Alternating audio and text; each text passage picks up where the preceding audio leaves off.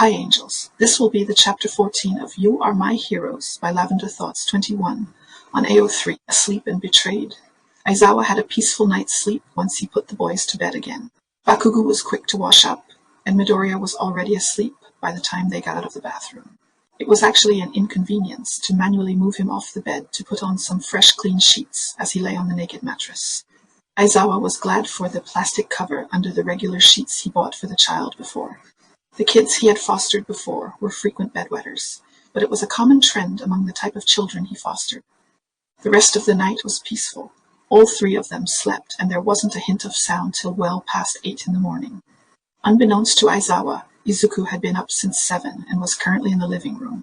The man did a double take as he made his way to the kitchen, rubbing his eyes before returning to Izuku sitting on the couch. The boy was rocking back and forth with the television on at an extremely low volume. "Izuku, how long have you been awake?" Aizawa asked the green-haired boy, who was too busy counting along with the TV program he was watching. It was Leon's Number World, the same show the kid was watching yesterday morning. "Don't know, just a bit," Izuku mumbled, not sparing a glance away from the TV. "Is Bakugo asleep?" Aizawa asked, but it was more of a rhetorical question since he went to check up on the blonde anyway. When he entered the boys' room, Katsuki Bakugo was still in his bed, pillows positioned where he liked and purple sheets balled up to his chest. It was obvious Izuku had slipped away from the blonde and left the sheets as his replacement. Bakugo had his face in the pillow sheet, covering most of his face, but Aizawa could still see his eyes. They were still swollen from the crying earlier that night, and maybe some silent crying throughout the night. A question ran through the man's mind, a question that he needed an answer to, and depending on the answer he might need to make some calls.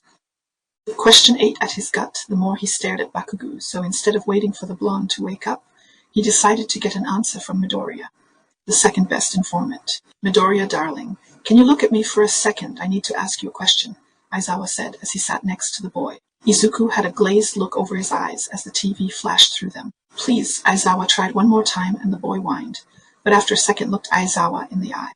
It was immediately clear that Midoriya hated it. He stiffly straightened himself out, and his hands were making circles on his knees. "Does Bakugo scream at night often?" Aizawa asked, and the boy immediately shook his head, no mostly to break the eye contact. "Kaken only does that sometimes, but it's scary because Kaken never does that before." Izuku was back to staring at the television, but his answer made Aizawa even more confused. "This is new?" Aizawa asked. Maybe the boy meant that he didn't used to have night terrors before something triggered them. "Yeah, ever since Auntie and Uncle left. He used to cry all the time, at night more. He got scared of the dark.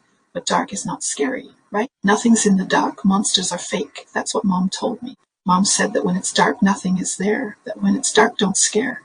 Izuku seemed to get lost in his own train of thought, but eventually dropped his sentence as a new counting sequence appeared on the cartoon. "How about when he peed the bed? Did he do that before Auntie and Uncle left?" Aizawa asked one last question. Izuku refused to look him in the eye, but continued to answer. "No, that's new too. Auntie taught us to not pee in the bed a long time ago. We don't need diapers no more." Izuku got defensive, but in reality Aizawa was thinking that for now, Bakugo should at least wear a pull-up to bed. However, this might embarrass him since Izuku didn't need one, and this could be damaging to his mental stability. "Deku!" Bakugo's shout startled Izuku and Aizawa as they were snapped out of their quiet conversation. "Eep, Kachan!" Izuku jumped up on the couch as he looked warily towards Katsuki. The blonde had a scowl on his face and his hands were by his side with an angry fist. "Left!" Bakugo shouted as he pointed an accusatory finger at Midoriya. The tiny blonde then jumped onto the couch to face the green boy, face to face. "No, I didn't. I was right here. Leon was on, so I needed to leave the room to watch it. You were still sleeping, Kachan." Izuku's feet wobbled on the couch as he took steps back toward Aizawa. Bakugo had an angry look in his eye, and his hands were up in fists.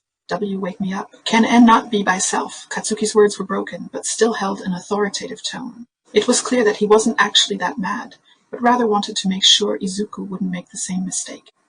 "But you were sleeping so nice." Izuku whimpered as Katsuki pushed the boy to his butt. Luckily, it was a calculated fall to the couch cushion. "Come on now, don't fight."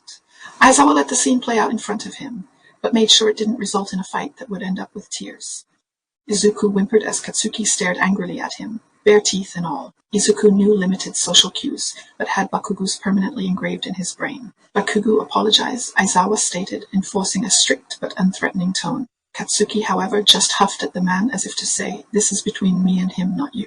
"I just wanted you to sleep nice," Midoriya said softly with a teary look in his eye. "Wake me up when you up," Bakugo told the boy and sat down next to Midoriya, holding onto Izuku's shirt with his tiny fist. "Okay, sorry I left you by yourself, Kachan." Izuku apologized and Aizawa sighed at the injustice. Katsuki managed to win. Before Aizawa could intervene and make Bakugo apologize for his behavior towards Midoriya, some tears were silently falling from his eyes. "You okay, Katsuki?" Aizawa asked, but the boy just clicked his tongue annoyed and rubbed the tears away, his fist clenching tighter on Izuku's shirt. The young boys continued to watch the show in silence. Bakugo was mostly pouting and mentally calming himself down from the unpleasant morning, and Midoriya was doing his best to stay still for Katsuki. It was clear by the way Izuku's hands trembled that he wanted to move around to release excess energy from the sudden adrenaline, but his priority was to keep Katsuki happy. And right now, Katsuki needed to hold on to Izuku's shirt for comfort, to make sure his best friend was right next to him. For how dense Aizawa thought Midoriya was, he was beginning to think that it was the opposite, that the boy actually had a lot of sense, at least when it came to Bakugo. The boy subconsciously knew that moving too much near Bakugo would overstimulate him and cause the blonde to snap at him. Izuku was considerate in this regard, but Aizawa knew that if Midoriya suppressed his stims for too long, then he would have a meltdown himself if a trigger came along. The best the little guy could do was tap his fingers and count along with his favorite show. That would have to be enough for now. Meow. With the sound of Lady's meow, Bakugo was instantly brought back from his distraught state. Instead, now his eyes were wide as he remembered that there was in fact a cat in this house. The fists that were once holding onto Izuku's shirt so tightly are now up against Bakugo's chest and vibrating violently. "Lady." Katsuki was happy to see the cat, and basically fell off the couch trying to get close to her. The cat purred around Aizawa's feet as the man got up from the couch and to the kitchen pantry. "See, can I feed Lady?" Bakugo asked, his speech getting worse the more impatiently excited he got. "Yeah, of course," Aizawa said in a cheery voice. The man was happy that the introduction of the cat had helped Bakugo talk to him more, even if it was just in regard to said cat. Aizawa opened the can for Bakugo and handed it to the boy, who hurriedly went to pour it in her bowl. When the cat started to eat, the boy let out an excited squeal and intensely stared the cat down. It was clear the boy was starting to fall in love with Lady, and it was even more clear that he loved to feed the ones he cared about. Speaking of food, Aizawa decided to start on breakfast. With Izuku occupied with his show and Katsuki entertained with Lady, it was a perfect time to cook without worrying too much about their whereabouts. This is the end of chapter 14. I'll see you in chapter 15. Have a good day, angels.